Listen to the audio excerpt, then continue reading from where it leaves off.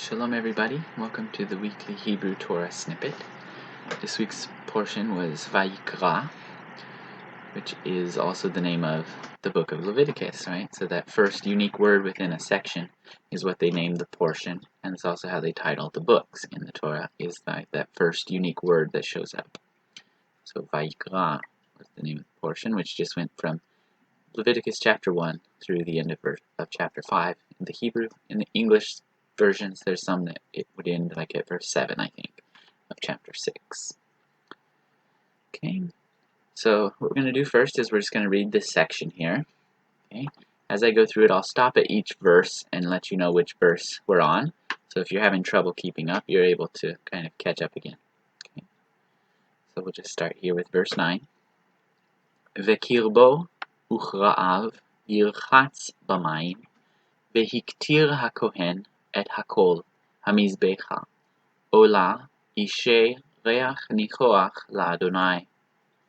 ואם מן הצאן קורבנו, מן הכסבים או מן העזים לעולה, זכר תמים יקריבנו. So now we're at verse 11, sorry I didn't call out number 10. ושחט אותו על ירך המזבח צפון, לפני אדוני. וזרקו בני אהרון הכהנים את דמו על המזבח סביב. Verse 12. וניתח אותו לנתחיו, ואת ראשו ואת פטרו, וערך הכהן אותם על העצים, אשר על האש, אשר על המזבח. Verse 13. והקרב והקרעיים ירחץ במים, והקריב הכהן את הכל, והקטיר המזבחה, עולה הוא, אישי ריח ניחוח לאדוני. Okay, so here we are with some highlighted words. So if you notice each of these words, the root is kuf resh bet, okay? So that's kind of the root that we're going to be talking about with this little snippet this time, okay? So this one, vekirbo, okay? Vekirbo, so that means in his inner parts, okay? So it's talking about the sacrifice and how they're supposed to deal with the different parts. Okay, so kerev, so here's the word in its basic form, kerev, and that means just the inside or the innermost parts. Okay, and then also from the same root, the word korban, which was one of your words on the word list, which means sacrifice or offering. Offering is probably the more common way that you translate it. So korban, and then also the word to offer or to sacrifice something. Okay, so that's yakrivenu is here, and vehikriv, so that would be like the basic past tense form. Hikriv. Okay, and then I put together a list here to kind of show you the different words that are made up of this root here.